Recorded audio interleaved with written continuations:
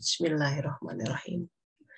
Mari sahabat-sahabat kita mulai dengan basmalah. Bismillahirrahmanirrahim. Salawat dan salam semoga tercurah bagi junjungan kita Rasulullah Muhammad SAW beserta keluarga dan pengikutnya sampai akhir zaman nanti. Semoga kita juga digolongkan menjadi umat Rasulullah Muhammad SAW, umat yang dirindukan oleh beliau. Pernah suatu kali beliau berbicara di hadapan para sahabatnya dan memandang jauh ke masa yang belum datang pada saat itu gitu. Semoga kita jadi umatnya yang beliau banggakan gitu, karena mampu menanggung dan membawa amanah ini kehidupan dengan baik, memerankan semua permasalahan, skenario yang Allah hadirkan ke dalam diri kita dengan sebaik-baiknya. Semua takdir yang terjadi, sahabat-sahabat, baik buruk dalam kacamata kita, itu Allah yang bikin. Allah yang mencipta. Tidak ada Tuhan selain Dia. Kalau Allah terbatas, dan itu tidak mungkin gitu ya. Kalau sampai ada takdir yang di luar kekuasaannya, berarti Dia sudah tidak maha kuasa. Fakta bahwa setiap hal, bahkan daun yang jatuh pun Allah sudah hitung, sudah diketahui, dan tidak ada yang batil, seharusnya itu membuat hati kita tenang setiap kali mengingat itu. Terutama ketika kita berhadapan dengan kondisi atau situasi yang tidak mengenakan hati. You name it.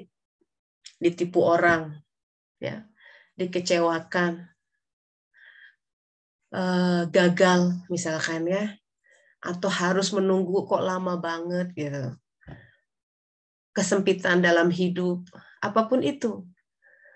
Sesuatu yang menurut kacamata kebanyakan orang tidak sukses, misalnya kurang keren gitu, atau apapun lah itu. Seharusnya kesadaran tadi ya, tauhid kita ketika menyadari bahwa Allah tidak kehilangan kendali atas hidup kita, mestinya tenang mengingat itu. Nah, kalau hati tidak tenang dengan berzikir, tidak tahu deh apalagi yang bisa menenangkan hati itu. Karena dalam Al-Quran dikatakan, auzubillahi minasyaitonirrajim, bismillahirrahmanirrahim, illa bizikrillah tatma'innul qulub. Titik. Hanya dengan zikrullah, qalb itu tenang. Qalb itu entitas dari jiwa, bagian dari jiwa kita. Jiwa kita itu dari cahaya, bukan dari alam ini. Makanan jiwa itu beda sama makanan raga. Kita makan bakso ya, nasi goreng yang enak itu, jiwa tidak selera tentang itu semua. Satu-satunya jiwa kesukaannya itu adalah dengan memakan hidangan atau kehendak Allah Ta'ala. Sekarang, ada nggak hal yang terjadi di dunia ini yang tidak Dia kehendaki? Kemudian tauhid kita membawa lagi tidak mungkin. Biiznillah, kalau itu terjadi pasti dengan izin Allah. Berarti di setiap takdir itu ada makanan-makanan buat jiwa, karena itu kehendak Allah semua. Nah, sekarang kita urut tuh. Kehendak Allah ya, iya. Berarti saya lahir dari orang tua itu kehendak Allah. Iya, kehendak Allah. Berarti saya apapun, sekian puluh tahun kehidupan kita diurut semua, tidak ada satu noktah pun di situ kecuali kehendak Allah. Bahkan ketika saya menyimpang, iya. Ketika saya berbuat dosa, iya. Kok begitu? Iya, for a reason. Allah izinkan. Bukan berarti ini sebuah legitimasi. Yes, aku bisa berbuat lagi. Buat dosa aku. Kan Allah izinkan. Nggak begitu. Itu kalau kayak begitu Rasulullah marah tuh. Suatu hari pernah Rasulullah tuh membangunkan Imam Ali. Bangun, katanya. Ini sepertiga malam terakhir, bangun. Terus kata Ali begini. Kalau Allah izinkan saya bangun, saya pasti bangun gitu. Terus Allah tidak suka di situ. Jadi seolah-olah ya kadang short sighted, pemikiran nakalnya manusia suka begitu gitu. Kan semua kehendak Allah, berarti aku begini juga kehendak Allah. Nah, itu. Di mana batasannya itu yang tidak mudah. Kadang satu pemahaman, satu dalil dipakai si hawa nafsu untuk melegitimasi dirinya. Nah, itu yang dalam suluk kita mesti berhati-hati karena banyak jebakannya, ya. Sahabat-sahabat, hari ini alhamdulillah kita masuk ke pertemuan ke-10 ya.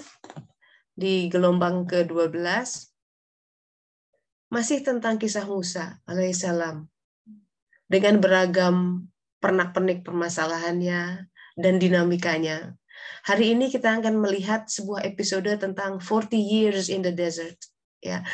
Jadi ada sebuah penggal di mana ketika Bani Israel itu, ceritanya waktu itu setelah episode menyembah patung sapi anak emas itu,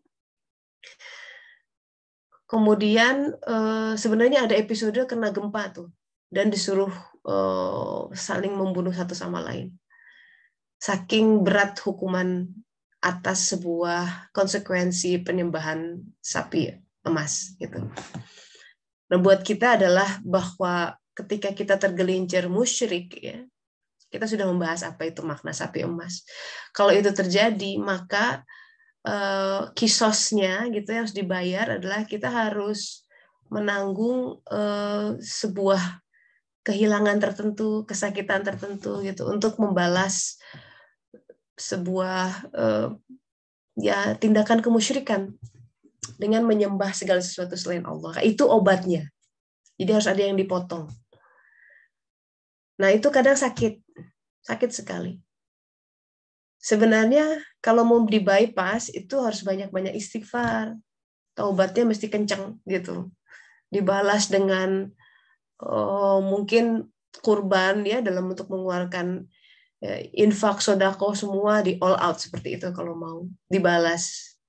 Kalau kita mengenang misalkan episode kelam dalam hidup kita gitu ya, yang kita ingin bersihkan itu supaya tidak menurun kepada anak kita gitu ya, ada sifat-sifat juga mungkin barangkali yang masih bercokol di dalam hati kita yang itu tidak hak dan Allah tidak sukai, tapi kita tidak berdaya untuk menyingkirkannya, maka buatlah sebuah ibadah spesial. Boleh misalkan infak khusus gitu ya, ini untuk spesial untuk apa gitu. Nanti ibadah kurban juga kan setelah Idul Fitri ini ada boleh berinfak atau berkurban khusus, ya Allah ini saya tuh marahnya besar sekali, saya kurban khusus untuk supaya Allah memotong kemarahan saya, itu bisa. Jadi mungkin kalau ada rezeki kurbannya beberapa gitu ya.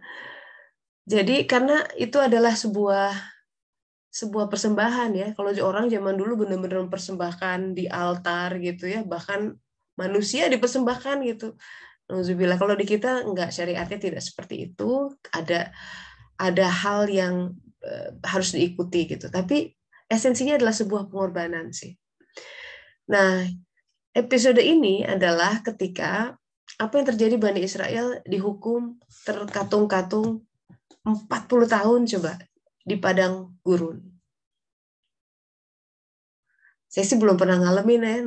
Jadi baru lihat di film aja misalkan gitu ya. 40 tahun di gurun-gurun tuh ya gambarannya seperti itu. Kering, kerontang, panas. Kalau siang malam dingin banget. Ya.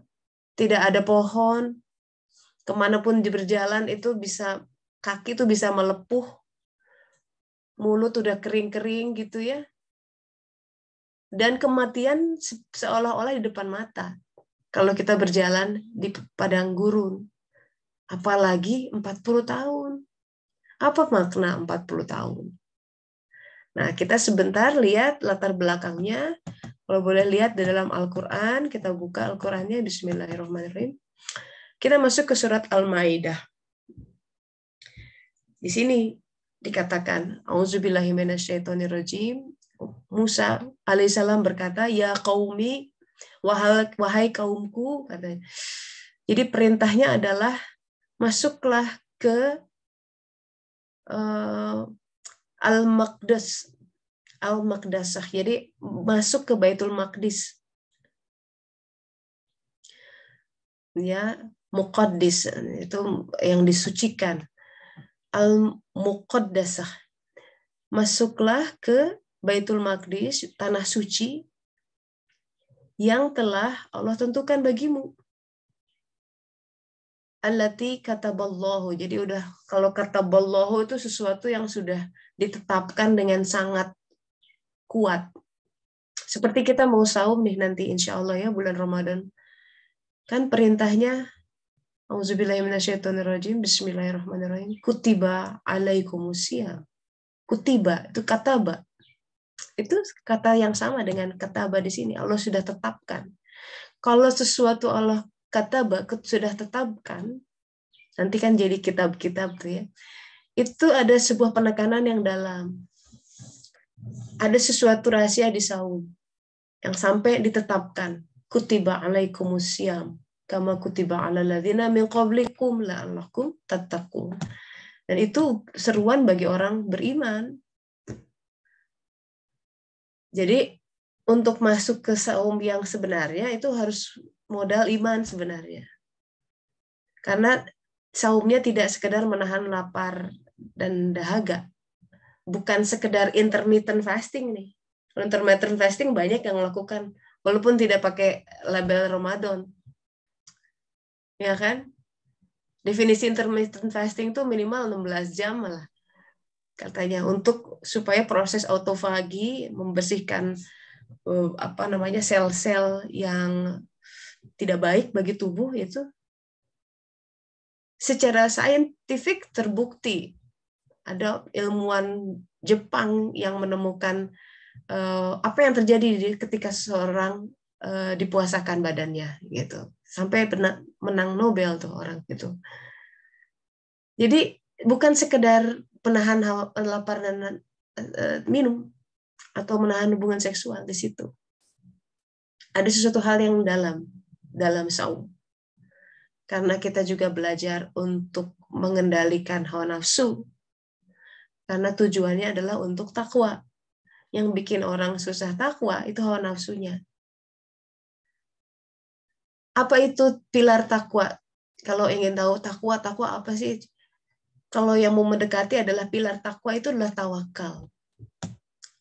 Selama orang masih mengandalkan hawa nafsu, ya masih menyala-nyala hawa nafsu dalam dirinya, biasanya sandaran kehidupannya banyak tergelincir bukan Allah.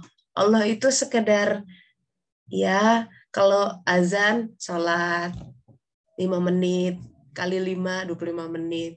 Tapi puluhan jam yang lain dia menghadap pada ilah selain Allah, nauzubillah min dzalik. Karirnya, pekerjaannya, itu yang dia anggap membawa kehidupan. Itu yang dia anggap menjamin masa depan diri dan keluarganya. Buktinya, ketika itu tidak ada, seperti hal kayak dunia itu kiamat gitu. Jadi kalau ingin tahu posisi kita di hadapan Allah, cek aja gimana posisi Allah di hadapan kita, di dalam hati kita. Allah nomor berapa? Itu biasanya kelihatan ketika sholat. Sholat yang cuma sekian menit itu, mestinya kan buat Allah Ta'ala khusyuk. Nah, biasanya yang berkelibat di situ apa? Nah, itu biasanya yang mendominasi di luar waktu sholat. Jadi sholat itu bisa jadi sebuah refleksi ya. Seharusnya di situ, itu waktu untuk kita dengan Allah Ta'ala. Tapi bahkan di waktu itu saja, hal yang masuk itu apa? Masalah duit, masalah ini, itu, anak, ya kan? Yang seharusnya diletakkan di bawah kaki kita. Seolah-olah bahwa ini adalah sholat terakhir, ya, kematian di depan mata. Nah, kalau udah begitu, biasanya orang, ya dalam Al-Quran juga begitu. Dalam Al-Quran dikatakan orang yang naik kapal gitu ya, tiba-tiba di tengah jalan kena badai yang seolah-olah badainya besar sekali, kayaknya tenggelam nih kapal ini gitu kan. Atau mungkin kita kalau lagi naik pesawat tuh turbulensinya luar biasa, wah mati deh gitu. Nah kalau udah di situ baru ingat Allah, baru doanya ya Allah ya Allah gitu. Tapi kalau orang itu kehidupannya biasa-biasa gitu ya, maksudnya lancar semua, kulkas penuh terus ya kan, ATM ada terus duitnya gitu kan. Kalau doa dipenuhi terus seolah-olah begitu, biasanya lupa sama Allah Ta'ala. Walaupun masih sholat, sekedar ritual, menggugurkan kewajiban. Buktinya apa? Makanya the true value of human itu nampak ketika ujian datang. Ini pentingnya ujian. Ketika badai datang, kehidupan mengguncang, gempa bumi, kelihatan tuh ilah yang dia panggil yang mana duluan, nomor 1. Itu menunjukkan tawakal dia selama ini kemana. Contoh, butuh duit, you name it, bukan buat apa aja, misal orang tua mesti sakit lah mungkin, anak mesti sekolah atau apa, ya kan? Ketika kesempitan kehidupan datang, siapa yang pertama kali kita telepon? Tanda kutip. Siapa yang pertama kali kita hubungi? Panik tuh misalkan, tenang, tanya dulu deh ke sini gitu. Nah, sebelum melangkah melakukan sesuatu, seorang salik, ya, seorang yang pejalan betul-betul mau taubat sama Allah Ta'ala, harus membiasakan dirinya tanya Allah dulu. Telepon Allah dulu. WhatsApp Allah dulu. Hubungi dia dulu. Sholat dulu. Zikir dulu. Diam dulu. Mencoba hati bermunajat. Ya Allah, hamba dalam kondisi seperti ini. Mohon bantuannya. Perkara nanti langkah kedua, ketiga, hubungin si A, si B, si C, melakukan ini, itu, silahkan. Namanya ikhtiar. Tapi Allah jangan dilangkahi. Itu, that will make a whole different thing. Jadi kita bismillah melangkah dengan nama Allah. Bismillah. Beda kalau panik, udah sana kiri-kiri, nanti Allah nomor 4. Oh ya, sambil nunggu jawaban, ya kan, doa nah baru. Ya itu berarti tawakalnya Allah masih nomor 4, nomor 5, nomor 100. Nauzubillah min dzalik. Jadi kalau mau ngecek ketakwaan, cek tawakal. Cek tawakal itu kita ke siapa sih menyandarkan diri? Ke siapa sih mengandalkan gitu? Ke siapa harapan kita disandarkan gitu? Allah atau suami atau pasangan? Kerjaan si bos karena takut kehilangan kerja gitu? Asuransi, deposito, you name it. Mana yang nomor 1? Nah, suluk itu sebuah jalan, sebuah path, sebuah proses untuk terus memurnikan itu. Yang aku cari siapa? Sandaranku kemana? Nah, semakin orang bersandar penuh pada Allah Ta'ala, kokoh hidupnya. Mau digoyang-goyang apa, dia tahu dia dipegang Allah Ta'ala, tenang aja. Sakinah, nah itu mulai datang. Disebut sakinah, itu karena kehadiran Allah hadir di hatinya. Tapi dia tidak akan pernah hadir kecuali kita membersihkan hati kita dari berhala. Itu yang dulu sejak zaman Nabi Ibrahim itu. Kenapa tidak boleh ada berhala di dalam Ka'bah? Karena Ka'bah itu Baitullah, namanya juga Baitullah, rumah Allah. Untuk dia saja, titik. Hati itu, kata Rasulullah, hanya untuk satu tempat. Kalau ada dunia, Allah pasti tidak ada.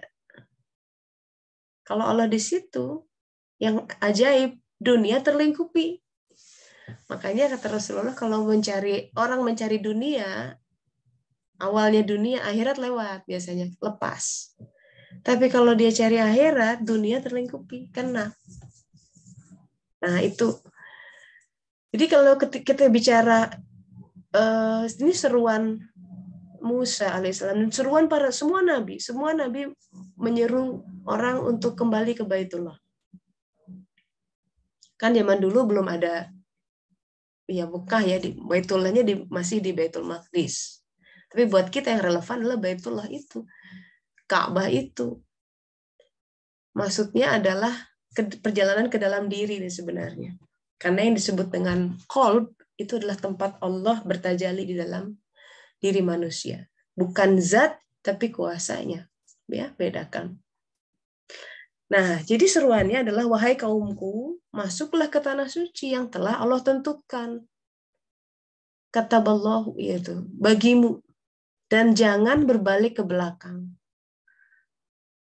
Nanti katanya kamu jadi orang-orang yang rugi. Jadi kalau sahabat-sahabat ini ya mau memperdalam tentang siapa itu orang-orang yang rugi, khosirin, itu di Al-Quran sekitar 30-an kali disebutkan. Terus kata yang sama tentang ini saja ada di 5 ayat gitu ya. 5 ayat ini di surat Ali Imran, surat Al-Maidah, ya, surat Fussilat juga. Di 5 ayat ini contohnya ya, apa sih orang-orang yang rugi? Rugi itu kan kayak kita dagang gitu ya, udah ngeluarin modal nggak kembali tuh rugi gitu ya. Rugi itu sesuatu yang kalau perniagaan tuh effortnya gini terus dapatnya kurang, itu rugi. Apa definisi orang-orang yang rugi menurut Al-Quran? Kalau sahabat-sahabat lihat satu persatu nanti silahkan setelah ini dibuka ya. Karena saya sudah buka, jadi saya kasihin sedikit. Jadi contohnya di surat Ali Imran, ini bicara tentang orang yang rugi itu orang yang berpaling dari Baitullah. Menarik ya. Terus orang yang rugi adalah orang yang murtad. Jadi sudah beriman, kemudian dia berpaling kepada kekufuran, jadinya balik backwards gitu. Lalu definisi orang yang rugi adalah orang yang amalnya sia-sia. Dia pikir dia beramal banyak, tapi Allah tidak terima itu. Atau dalam ayat lain dikatakan, ini karena setan membuat itu ya, ilusi. The biggest illusionist itu iblis. Dia fungsinya mengilusi orang supaya dia pikir ini baik, padahal enggak. Dia pikir dia sudah berbuat baik, padahal di mata Allah itu adalah sebuah keburukan. Nauzubillah min dzalik. Itu rugi definisinya. Nah, kita tidak mau pulang dalam keadaan rugi.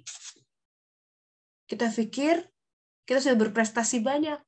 Kita pikir kita sudah mengumpulkan bekal banyak untuk alam berikutnya. Ketika nafas sudah habis, masuk ke alam sana, kaget yang dijumpai kebalikannya. Ngeri nggak sih? Ngeri banget, nauzubillah. Dan kita nyesel. Kita sudah berasumsi selama ini. Itu kenapa dalam beragama butuh cermin. Nggak bisa merasa pede sendiri. Aku sudah merasa lebih baik, tidak. Harus selalu humble gitu. Ya Allah, tolong tunjukkan. Jadi itu bicara tentang orang-orang yang rugi. Jadi pada intinya Bani Israel disuruh untuk masuk ke Baitul Maqdis. Tapi apa kata mereka? Mereka menolak. Mereka berkata, wahai Musa, sesungguhnya di dalam negeri itu, katanya, ada orang-orang yang sangat kuat dan kejam. Jadi pada saat itu ada bangsa lain yang perawakannya tinggi besar, dan kalau perang sama mereka itu wah susah banget gitu, sangat kuat dan kejam. Jadi takut mereka. Kami tidak akan memasukinya sebelum mereka keluar. Kalau mereka keluar dari sana, kami pasti masuk. Which is the possibility. Nggak mungkin mereka keluar. Masa mau keluar sendiri? Nggak mungkin orang disuruh keluar dari kampung halaman. Satu-satunya cara adalah memerangi itu. Nah, ini adalah simbol. Kalau orang mau ya kolbnya menyala, terus lihat di dalam hatinya ada sebuah elemen kekafiran, itu orang-orang yang kuat dan kejam. Hawa nafsu itu kejam. Karena dia fitnah, selalu memfitnah. Fitnah itu lebih kejam dari pembunuhan malah. Al-Quran. Nah, perintahnya adalah perangi itu, tapi tidak mau. Ayat berikutnya, ini menarik ya kalau buka kisahnya nanti, karena disebutkan di sini Al-Quran suka begitu tuh, menyebutkan tokoh tapi namanya nggak disebut. Di ayat 23 sebutkan. Berkatalah qala rojulan minna, ada 2 orang rojulan, rijal, 2 orang laki-laki di antara mereka yang bertakwa tuh. Ada 2 orang laki-laki di antara mereka yang diberi nikmat. Sebenarnya gini, qala rojulan minalladzina yakhafuna an'am Allah. Jadi orang yang diberi nikmat. Kalau orang yang diberi nikmat itu kita ingat surat An-Nisa ayat 69. Ada 4 kategori orang golongan yang diberi nikmat, yaitu nabi-nabi, siddiqin, syuhada, sholihin. Jadi 2 orang itu dalam kategori orang-orang yang diberi nikmat. Kalau sahabat-sahabat ingin tahu lagi apa itu, saya sudah kategori orang yang diberi nikmat atau tidak, ya, coba lihat surat Al-Baqarah ayat 5. Siapa itu tanda orang yang diberi nikmat? Gitu ya.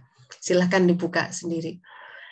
Nah, jadi ada 2 orang yang berkata, mau mengambil itu, masukilah pintu gerbang negeri itu untuk menyerang mereka. Jika kamu masukinya, kamu pasti akan menang. Jadi bertawakal hanya kepada Allah jika kamu orang-orang yang mukmin. Nah, ini nyambung lagi tuh dengan itu. Tadi kan kita bilang ya, fatawakallah, tawakal itu pilar takwa. Kalau kamu orang-orang yang mukmin. Ini nyambung nih karena bentar lagi mau saum. Seruannya adalah ya ayyuhalladzina amanu, mukmin, kutiba alaikumusiyam, saumlah. Ujungnya adalah la'allakum tattaqun, agar engkau menjadi takwa. Ciri orang mukmin, dia tawakalnya kepada Allah. Bertawakallah hanya kepada Allah jika kamu orang mukmin. Itu. Jadi Al-Maidah 23 cermin buat kita. Saya mukmin bukan. Cek aja tawakalnya sama siapa. Karena kalau orang mukmin itu tawakalnya sama Allah. Bukan sama suami, bukan sama istri, bukan sama pekerjaan, bukan sama deposito, bukan sama semua kekuatan lain yang kita anggap menjamin penghidupan kita, anak kita di depan. Bukan saudara itu yang suka bantu ini itu diandelin gitu ya. Jadi andalan kita tuh siapa sih? Itu tawakal kita. Andalan pertama harus Allah. Itu syarat mukmin. Kemana hati kita bersandar? Kadang kita tidak tahu.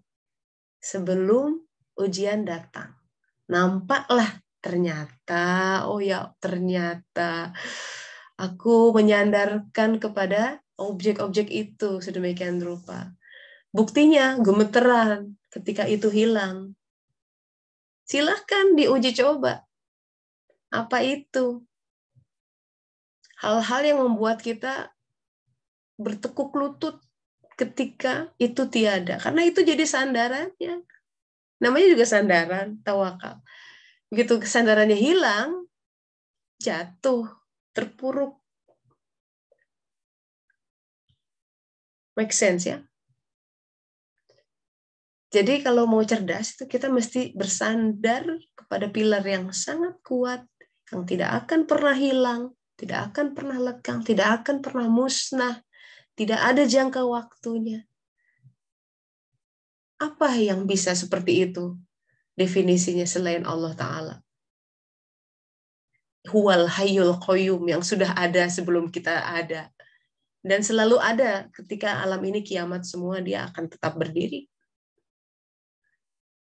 Sandaran yang kokoh.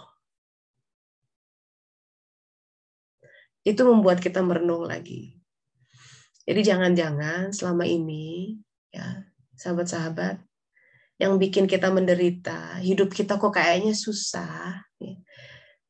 Sebenarnya karena kita salah menyandarkan.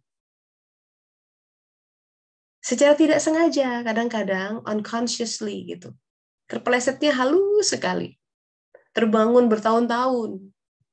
Kemudian Allah dengan rahmatnya ya, pertolongan Allah untuk menunjukkan pada hamba-hamba yang dia tarik, ditunjukkan, kamu tuh selama ini nyandarnya karena ini.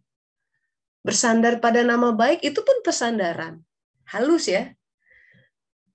Tapi kita sangat mengandalkan diri, ingin tampak baik di hadapan masyarakat, bapak, ibu. Tapi sandaran tuh bukan Allah. Diuji nanti. Harus mengalami sesuatu yang konsekuensinya tampak buruk seolah-olah ya, di hadapan orang-orang yang dia kasihi. Berat. Tapi kemudian dia harus paham, oh iya selama ini. Banyak kasus. Macam-macam. Ada yang sandarannya dana pensiun, ratusan juta. Tenang katanya. Udah digadang-gadang itu berapa tahun sebelumnya, udah dihitung-hitung. Kalau ya keluar mau beli ini, beli itu, buat dagang ini itu, taunya ditipu orang. Sehari hilang duitnya. Mau gimana?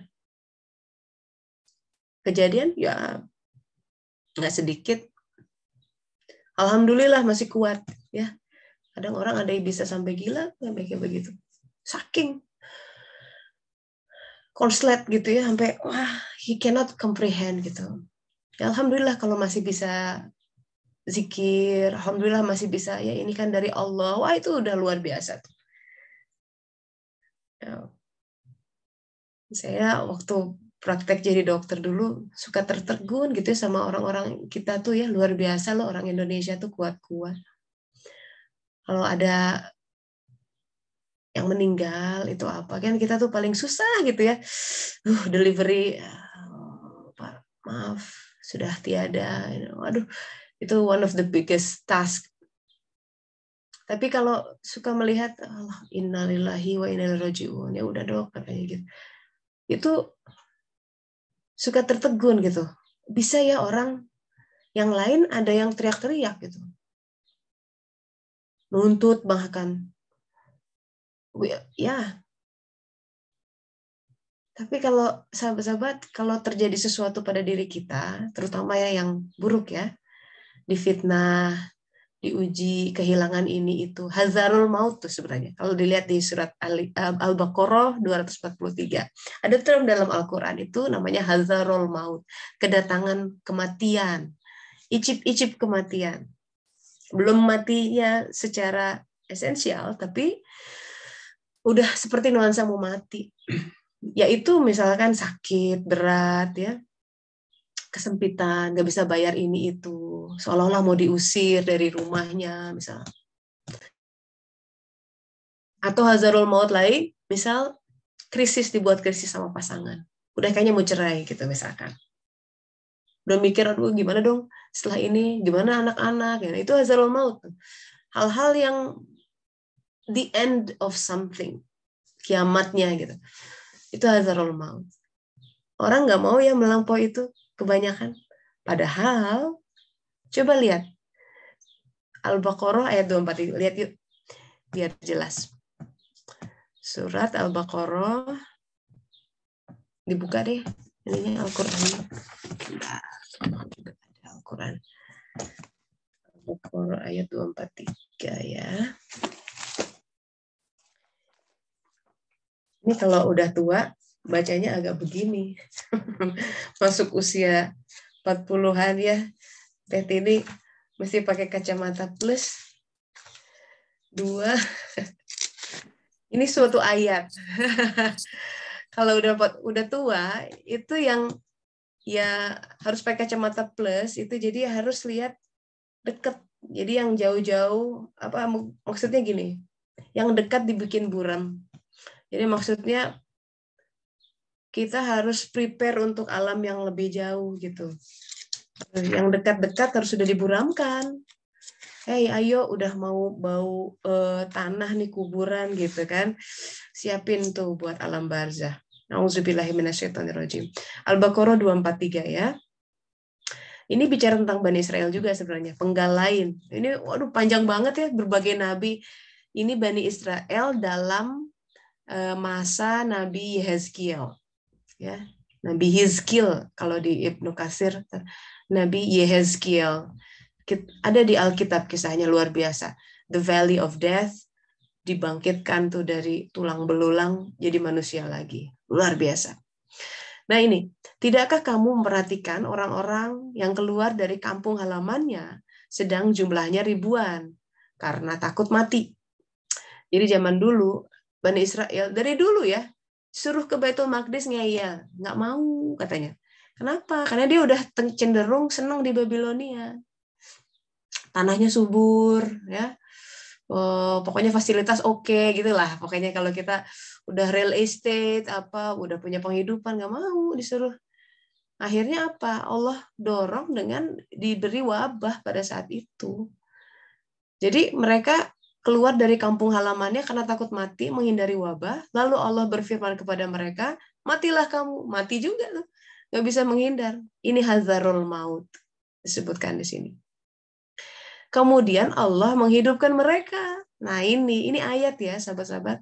Ini sequence-nya begitu. Kalau mau kita hidup dalam kehidupan yang baru, jadi orang yang lebih sabar, itu kehidupan yang baru tuh. Jadi orang yang nggak ngeyel, nggak cengeng, nggak males, itu mesti dimatikan dulu ya, sifat yang lama untuk to be able to live a new life. Jadi harus part of suluk ya. Harus berani menerima episode hazarul maut dalam hidup kematian. Susah, iya. Nangis, nangis bombay. Aduh, hati ya, ngelus-ngelus dada. Itu memang nggak enak. Namanya orang beriman, kata Rasulullah, senantiasa dalam tekanan. Kalau kata Jalaluddin Rumi, kamu harus belajar menelan dukamu. Emang enak hazarul maut? Nggak enak. Buat siapa nggak enaknya? Tapi buat hawa nafsu. Yang pengen ongkang-ongkang kaki, tenang-tenang, seperti itu. Itu, jadi Allah memberi karunia-Nya kepada manusia, tapi kebanyakan manusia tidak bersyukur. Jadi Allah tuh senantiasa ingin memberi yang terbaik. Kadang dalam proses memberi terbaik itu dia ambil yang lama untuk ganti yang baru. Tapi kita kebanyakan kayak anak kecil yang lagi main, diambil mainan itu, wah, merengek-rengek. Padahal atau kita si anak lagi main pisau ya, kan kita sebagai orang tua, aduh nanti nggak ngerti kepotong apa, kita ambil, kasih pisau-pisau plastik, nangis. Nggak paham. Ya itulah kita yang masih merengek-rengek, tidak paham dengan pengaturan Allah Ta'ala. Kenapa diambil? Nah, makanya untuk bisa menjadi lebih bersukacita menghadapi pengaturan Allah Ta'ala, mesti di-upgrade akal jiwanya. Cara untuk nge-upgrade bagaimana? Mesti berserah diri dengan pengaturannya. Ya. Jadikan sabar sholat sebagai penolongmu. Jadi banyak satu ayat saling fortified satu sama lain gitu. Ini waktunya udah tinggal 19 menit nih. Sebelum saya lanjut, kita lihat dulu ya. Yang mau share bertanya boleh lewat chat kalau mau dicicil dari sekarang. Nah, jadi mereka menolak kecuali dua orang itu, ya, dan itu adalah Yusha bin Nun. Jadi dua orang di antara mereka yang mau ke sana. Yusha bin Nun itu seorang nabi, nanti menggantikan Musa alaihissalam. Dan satu lagi adalah Kaleb bin Yefune. Ini di dalam keterangan Alkitab begitu. Jadi begitu sahabat-sahabat, karena mereka tidak mau masuk ke Baitul Maqdis, Musa alaihissalam berkata, ya Tuhanku, aku tidak punya kekuasaan apapun kecuali atas diriku sendiri dan saudaraku. Gimana nih, susah banget gitu katanya, ngeyel. Oleh sebab itu, pisahkan antara kami dan kaum-kaum fasik itu. Fasik itu adalah melupakan Tuhan. Kalau orang nggak nurut, memenuhi perintah Tuhan, ya. Sesimpel ini ya, hati-hati loh fasik. Azan tiba-tiba Allahu Akbar, kan datang. Itu panggilan. Melupakan Tuhan means like, nanti. Tanggung. Hati-hati, jangan-jangan kita fasik di titik itu. Jadi fasik itu derajatnya banyak banget. Dari mulai menyepelekan hal seperti itu, ya. Puasa, udahlah, nggak usah, susah. Minuman keras, kata Rasulullah kan nggak boleh. Dikit nggak apa-apa, cuma 5%. Hati-hati, jangan-jangan fasik. Rasulullah bilang bahkan setetes, jangan gitu. Nauzubillah ya. So ininya besar skupnya, tapi terakhir seperti ini yang ingin disampaikan karena hari ini tentang apa yang terjadi hukumannya. Maka Allah berfirman, jika demikian sesungguhnya negeri itu terlarang. Coba bayangkan, yang tadinya kataba buat kamu ini ditentukan, sudah ditetapkan, akhirnya dilarang, jadi nggak bisa masuk selama 40 tahun. Nah, ini rame lagi nih kalau kita ngulik tentang 40 tahun maknanya. Karena ada equal dengan 40 hari, 4 masa, dan lain sebagainya. Gara-gara itu mereka mengembara kebingungan di dalam bumi. Nah, ini juga refleksi buat kita. Jangan-jangan kita yang masih, kalau orang Sunda bilang tepara ruguh gitu ya, aku apa ya, bingung gitu. Jangan-jangan ada penggal tertentu di mana kita disuruh, ada amar Allah, ada perintah Allah yang tidak kita penuhi. Hukumannya dibuat dalam kebingungan.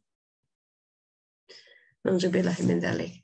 But anyway, di titik manapun, bahkan di padang gurun ini Allah senantiasa hadir. Nanti kita akan lihat episode ada mana dan salwanya. Bahkan di gurun, aneh itu, ajaib. Burung-burung membawa roti dijatuhin, pluk, pluk, pluk. Wow, amazing. Luar biasa kan, Bani Israel. Itu cinta Allah sama semesta pada hamba-hambanya. Sengeyel apapun, dia tuh tetap hadir. Ya, semembangkang apapun, dia tidak akan pernah. Silahkan. Itu kayak anak kecil yang mukul-mukul gitu, dia orang tua tetap ada di situ. Namanya orang tua nggak akan mungkin nggak sayang sama anaknya. Semenyakitkan apapun perkataan atau perbuatan anak itu sama dia. Dan Allah lebih sayang lagi sama kita semua. Ya, itu silakan. Yuk kita buka, masih ada waktu. Sharing session or ya tanya jawab. Boleh? Yuk. Mas Prasetyo, monggo. Mbak Bismillah. Ini namanya siapa ya? Ada Mbak Eva. Langsung di unmute aja, jangan malu-malu. Sodakoh. Gantian ngomongnya biar berbagi cerita gitu loh. Supaya kita belajar juga dari pengalaman Mbak dan Mas-mas semua. Silahkan. Jadi ini hari ini, ya langsung Mbak. Assalamualaikum warahmatullahi wabarakatuh. Waalaikumsalam warahmatullahi wabarakatuh. Teh Tini, silakan. Teh Tessa, saya izin bertanya. Seringkali ya kita dihadapkan pada situasi kayak deja vu atau deja vu. Pernah mendengar atau pernah menyaksikan dalam kehidupan sehari-hari. Misalnya kita bertemu dengan orang, memasuki suatu tempat, atau bahkan kata-kata dari orang yang keluar, itu pernah saya dengar, tapi saya tidak tahu di mana gitu. Apakah itu yang mengalami itu? Apakah jiwa, apakah ruh, atau apa gitu Teh? Ya kadang-kala ya lewat mimpi, atau kayak seperti ada insight gitu, tiba-tiba dan pluk gitu kejadian terjadilah pada kita. Dan justru kadang-kala kalau kayak semacam kayak petunjuk gitu loh Teh, kayak misalkan kamu jangan ini, ambil yang ini, atau pernah juga kayak misalkan si ini itu sakit gitu, kamu tengok dia dan bawakan makanan ini nih, dan tiba-tiba dia beberapa hari kemudian kayak dia mengabarkan bahwa dia tuh kita sakit ini gitu. Itu gimana sih Teh pengalaman itu yang mengalami, apakah jiwa atau ruh atau apa gitu. Terima kasih sebelumnya Teteh. Baik. Ini krusial ya dalam arti tentang elemen manusia.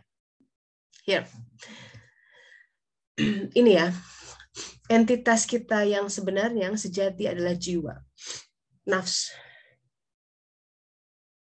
Jadi manusia itu ada 3 hal di dalam ini. Ada, ini jasad yang kita lihat sehari-hari lewat cermin, itu raga kita. Raga itu bayangan dari jiwa. Jadi blueprint-nya itu si jiwa. Nah, nanti ada elemen lagi ruh. Ruh itu sesuatu yang menghidupkan gitu, sesuatu yang datang dari alam Jabarut. Beda lagi ya. Jadi supaya tidak tertukar, ini ruh apa jiwa, ruh itu entitas lain. Entitas yang jadi bajunya gitulah. Siapa diri kita? Si jiwa. Dalilnya surat Al-A'raf 172. Siapa yang dipanggil bersaksi ke hadapan Allah Ta'ala? Alastu birabbikum? Qalu bala syahid. Qalu bala syahidna gitu. Itu anfus, jiwa-jiwa kita. Jadi supaya enggak ini ya, ini siapa itu jiwa pasti. Namun jiwa itu kan ada di dalam shell ya, kendaraan raga. Yang kemudian mimpi segala itu kan kemudian ada interaksi dengan raganya. Begitu. Nah, kadang orang diberi informasi tentang yang akan datang. Sebenarnya ingin menunjukkan bahwa ada Allah Ta'ala yang sudah mendesain semua. Itu harusnya jadi sebuah ayat ya. Bahwa ketika Rasulullah mengatakan tinta ciptaan telah kering. Jadi semua takdir, kemungkinan takdir manusia sudah tertuliskan. Yang tahu siapa? Yang menuliskan. Malaikat Israfil yang menuliskan dan menghapuskan tuh sampai nggak berani lihat ke atas. Itu dia di atas arsy nggak berani. Saking khusyuk gitu. Didikte ini, tulis, hapus, tulis, hapus. Gitu. Di setiap saat kita punya pilihan. Begitu kita ngambil kiri, yang kanan kemungkinan itu tidak terambil, tidak terwujud jadi takdir, jadi dihapus. Tapi bahwa itu ada, pernah ada, yes. Artinya manusia itu hanya bisa berjalan dari rel-rel takdir kehidupan yang dia sudah tuliskan. Nggak pernah bisa bikin, aku nulis takdirnya sendiri. Makanya ketika ada seorang sahabat bertanya, ya Rasulullah doain dong, aku pengen nikah sama itu. Gitu, saking ngebetnya gitu. Kata Rasulullah, kalau kamu tidak dituliskan di sana bakal nikah sama itu, mau doain gimana juga nggak akan kejadian. Itu loh. Kalau guru saya bilang gini, ada episode ya, seseorang mengetuk pintu rumahmu.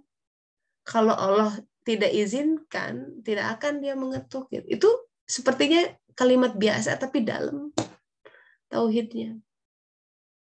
Nah, jadi Teh di balik itu kita mesti melihat Allah yang memberi ini ya, gitu. Bahwa ada grand designer, kok kejadian gitu kan? Berarti kan info itu harus dicermati tuh.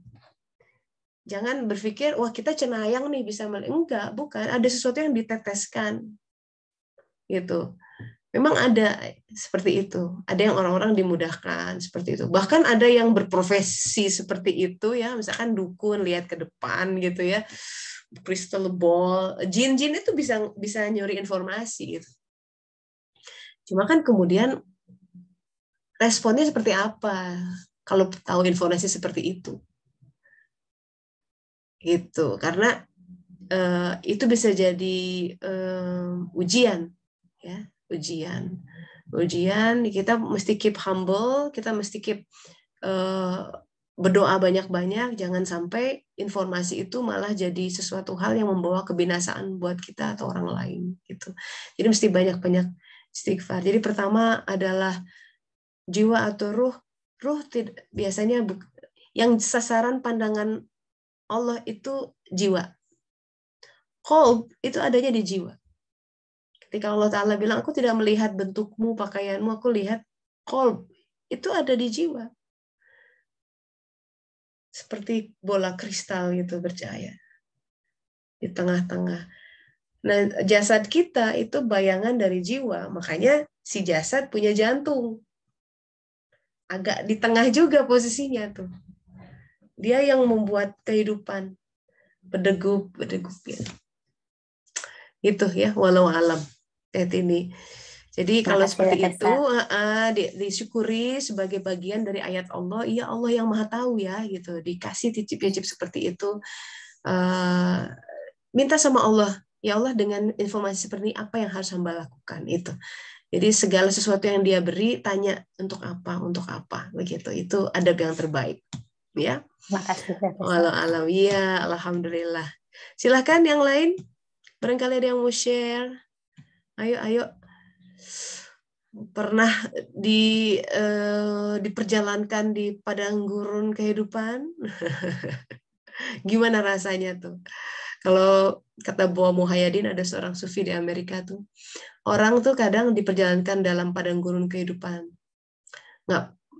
nggak punya temen gitu ya, nggak kenal pengajian, tersesat di lembah dosa gitu ya, untuk menyadari nilai setetes air. Jadi kalau orang belum pernah punya pengalaman haus banget gitu ya, nanti tuh kita puasa tuh ya itu mirip-mirip Hazarul Maut tuh. Kan nahan lapar, nahan haus gitu. Kadang musim dingin 20 jam gitu kan. Tapi itu adalah, oh iya begitu. Kan kita buka tuh ya, air tuh jadi beda rasanya. Ya Allah, enak banget gitu. Kalau beda kalau nggak puasa gitu. Nah itu kadang-kadang untuk mensyukuri sesuatu, kadang kita dibikin hilang dulu sesuatu itu. Mbak Nur, silakan. Sudah angkat tangan. Mbak Dewi pernah juga nih bagi-bagi ya. Silakan Mbak Nur dulu ya. Ya, alhamdulillah. Makasih Teh dikasih kesempatan. Saya sih menarik banget kalau udah dengerin 40 tahun ya. Karena sedang masa-masa diperjalankan kayak yang sebelumnya Teteh tadi bilang ada titisan gitu, ada tetesan yang tulisan yang udah dituliskan gitu, takdir yang udah ditetapkan. Jadi sedikit testimoni gitu. Perjalanan saya bisa ke Australia itu sudah dikabarkan lewat mimpi gitu Teh. Jadi ada teman saya yang di kelas 6 SD, masih SD Teh gitu. Jadi dia mimpi pas ketemu gitu sama dia pas hari Minggu jumpa gitu, dia langsung negur gitu, tadinya aku mimpi sama kau gitu. Mimpi apa? Aku mimpi kau ke Australia gitu. Saya yang kelas 6 SD itu yang memang di daerah terpencil yang belum pernah dengar kata Australia, saya bingung itu Australia di mana. Luar biasa. Tapi itu jadi ingatan yang sangat menempel di otak saya. Jadi ingatan saya itu sampai ke bawah, sampai saya sudah kuliah, sudah apa, dan itu diingatkan kembali gitu. Ketika memang nggak mudah Teh, betul. Akhirnya ke Australia itu dengan perjalanan dan dinikahkan dulu gitu, dengan perjalanan yang menolak dulu gitu. Tapi itu memang takdir yang harus saya jalani gitu, dan itu diberikan gitu. Bukan dalam kondisi, iya ke Australia enak-enak nih dalam perjalanan santai-santai nih. Enggak Teh, betulan itu air mata darah yang keluar gitu. Karena saya melalui pernikahan itu sendiri gitu. Jadi dan akhirnya setelah berjalan, setelah mempelajari suluk itu, kepingan puzzle itu terbuka. Oh ini loh jalannya. Oh ini gitu. Sampai saya mimpi pasangan saya ini juga lewat mimpi gitu Teh. Dan itu diberi tanda waktu saya masih kelas 2 SMA. Saya ada yang ngebet gitu ya Teh. Jadi ngelamar gitu. Waktu udah masih kelas kelas 2 SMA. Jadi saya yang masih di daya dengan segala pengetahuan ya mungkin diberi petunjuk ya sholat istikharah dulu lah gitu. Yeah. Jadi pas doa dan sholat itu saya mimpi juga gitu. Dengan nama yang sama, namanya Jul gitu. Tapi bukan Jul ini yang saya pilih gitu. Bukan pilihan ini. Saya kan bingung nih Teh, Mas. Yang mana Julnya gitu. Jadi dan akhirnya memang tidak berjodoh dengan Jul yang ustadz saya gitu. Yang akhirnya datang dengan hanya lamaran yang udah duluan dan saya tidak tahu itu di kampung udah lamaran sudah sirip pinang. Saya orangnya juga nggak kelihatan gitu yang mana. Dan itu memang akhirnya itu perjuangan saya untuk bisa membangun rumah tangga juga bukan hal yang mudah gitu. Tapi setelah belajar di sini itu saya rasakan Allahu Akbar. Kebesarannya memang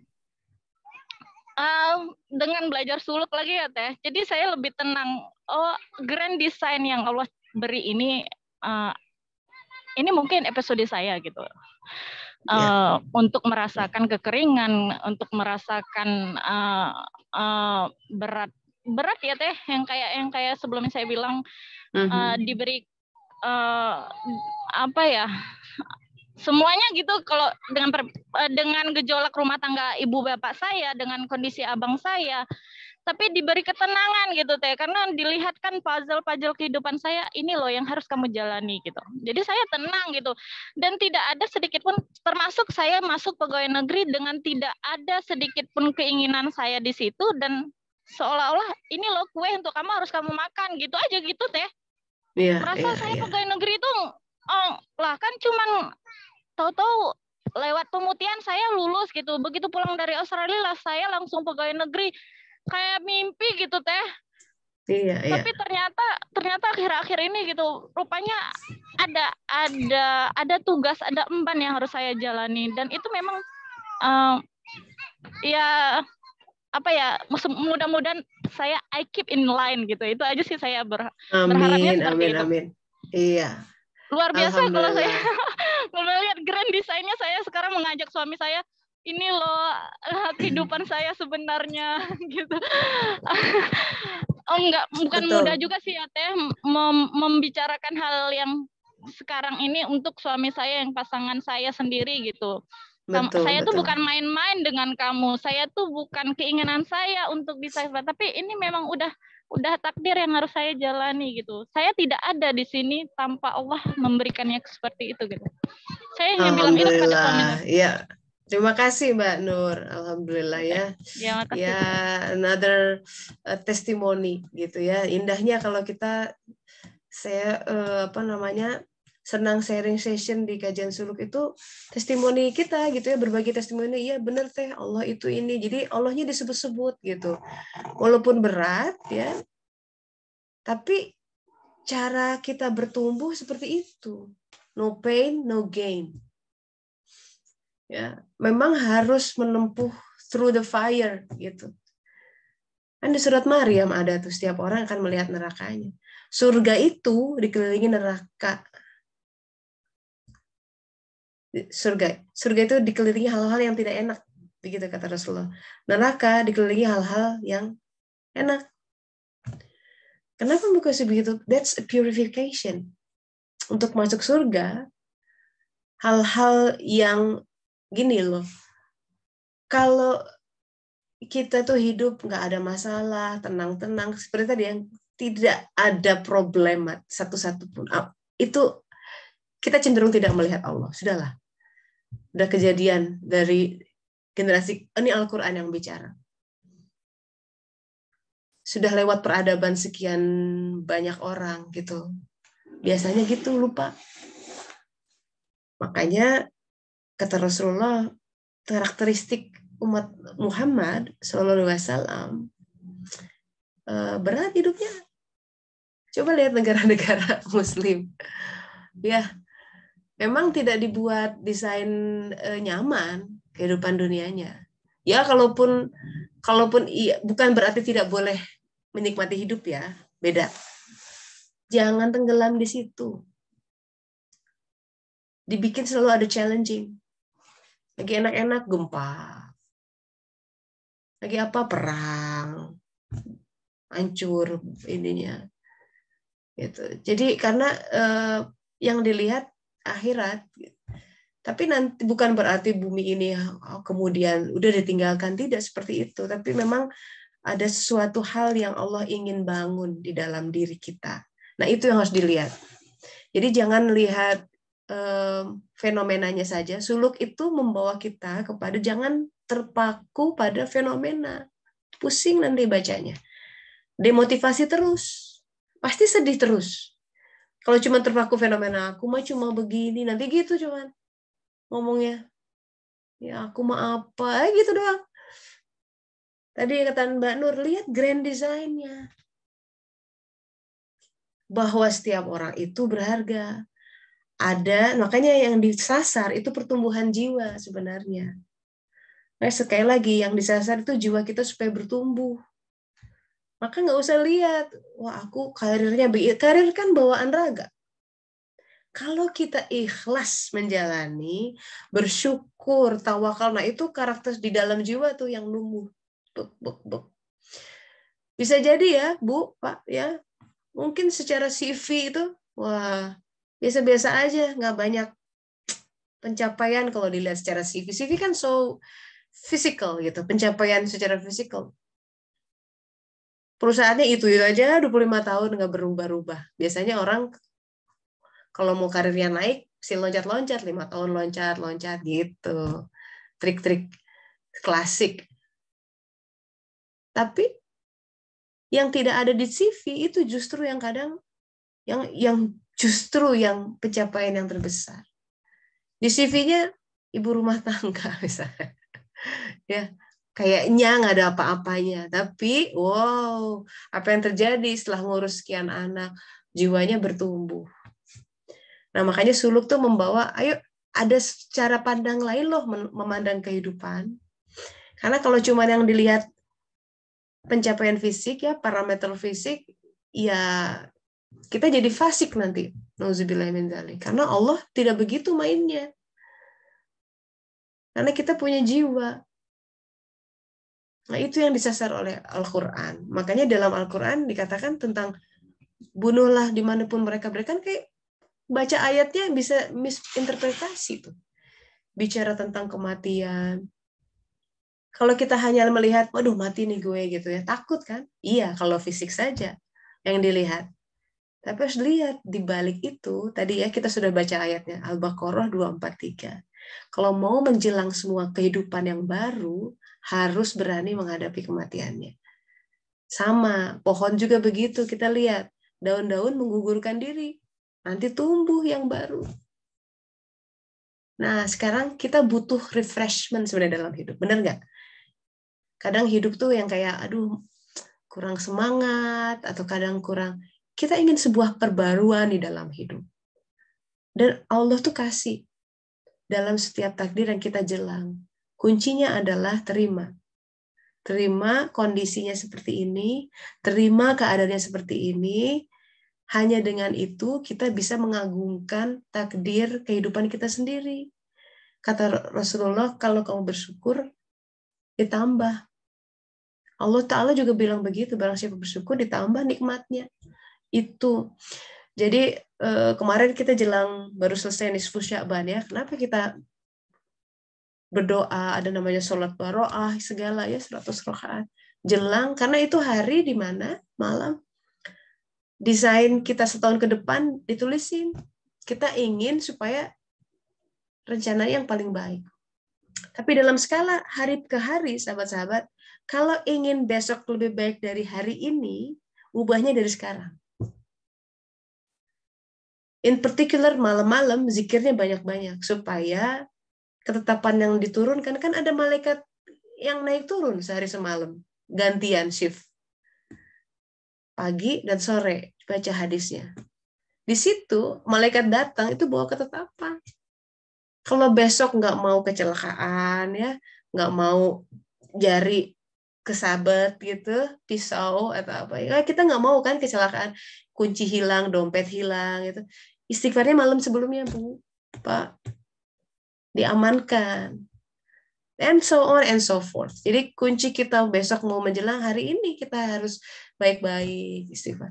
Kalaupun kok aku udah coba teh kejadian juga, nah berarti Allah punya kehendak. Tuh, enaknya sama Allah tuh gitu ya. Mau apapun alternatif takdir yang terjadi, tenang aja, dia yang pegang kok. Nggak ada kehidupan yang di luar kendali dia, Ta'ala. Kalau dia yang pegang, pasti beres, sahabat-sahabat. Karena Allah tidak mungkin menzalimi hamba-hambanya. Ya, Allah tidak akan menzalimi hamba-hambanya. Dia tidak pernah meninggalkan kita. Itu. Jadi, sebagai menutup itu, ingat kisah Musa yang minggu lalu kita bicara tuh ya, itu ada 3 orang yang dia hadapi, 1 orang marah-marah sama Tuhannya. Allah bilang sama Musa, aku tidak pernah meninggalkan dia, katakan sama dia. Jadi kita yang ngeyel ini, ya, kita yang masih banyak ngeluh, itu Allah berkata lewat Musa alaihissalam sampai kepada kita kabarnya pada hari ini, dan dia senantiasa terus berkata, I will never leave you. Nah, aku nggak akan pernah meninggalkan kamu. Kamu boleh menyepelekan aku. Kamu boleh nggak khusus sama aku. Silahkan. But I will love you anyway. Terus kalau udah begitu kita malu. Gitu ya. Ya Allah, aku malu. Nah, kalau udah begitu, sujud kita jadi lebih dalam. Saum kita jadi lebih, ini untukmu, ya Allah. Sekedar bilang makasih aja. Sekarang kalau ditanya sama Allah, kamu mau apa? Malu kita. Tahu kondisi begitu banyak pemberiannya sudah, sehingga satu-satunya permintaan kita adalah ya Allah maafkan hamba, I'm so sorry. Itu semoga bermanfaat ya. Insya Allah minggu depan semoga masih ada usia. Kita tutup dengan doa akhir majelis, sahabat-sahabat. Alhamdulillah, subhanaka Allahumma wa bihamdika asyhadu alla ilaha illa anta astaghfiruka wa atubu ilaik. Alhamdulillahirabbil alamin. Semoga manfaat nih ya kajian hari ini. Amin. Iya, silahkan melanjutkan aktivitas. Semoga Allah Ta'ala bimbing. Hatur nuhun Teh Tessa. Terima kasih Teh Tessa. Assalamualaikum. Assalamualaikum. Waalaikumsalam warahmatullahi wabarakatuh.